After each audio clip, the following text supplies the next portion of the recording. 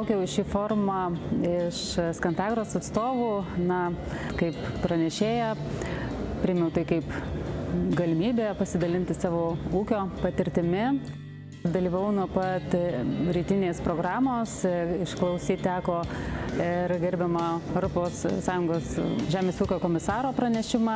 Užfiksavau taip pat jo sakomą žinutę 4S - saugumas, stabilumas, solidarumas, tik tvarumo neina sustainability išversti, tai sakykime, taip pat svarbu yra ir tvarumas. Renginio idėja, jinai gimė iš to, kad žemės ūkėje galbūt trūko tokių renginių, kuris turėtų tokią, sakykime, labai plačią prasme ir apimtų ne vien tik tai ūkininkus, bet apimtų visą sektorių ir su sektorium susijusias įmonės. Įsineši visada daugiau negu atsineši, nes, taip jau yra, kad augam, kai esam su didesniais už save, ar ne?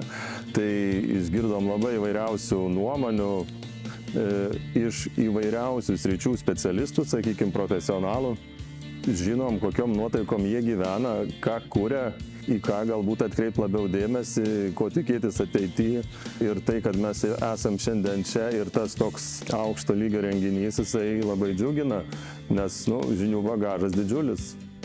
Šitas renginys, jisai turėtų mus visus vienyti, prasme, kur mes ateinam ir nekonkuruojam, kur mes ateinam ir dalinamės savo požiūriais, dalinamės savo praktikom, bendraujame ir tikrai įsikvepiam ir gaunam kažkokių papildomų žinių, minčių, kaip toliau veikti ir kaip toliau auginti šį sektorių. Manau, kad išėjo labai geras formatas, kada tu kalbi vienas ir kada kalba kelios sektorius lyderiaujančios įmonės vienoje vietoje, tada galbūt ta žinutė atrodo labiau neutrali, nešališka ir turi kitokią svarbą ūkiam.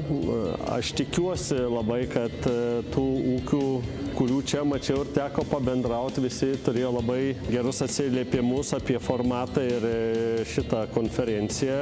Ir tuo pačiu tikiuosi, kad turbūt ir jeigu tai pavyks mums padaryti kaip gražią tradiciją ateityje, tai gali būti geras formatas.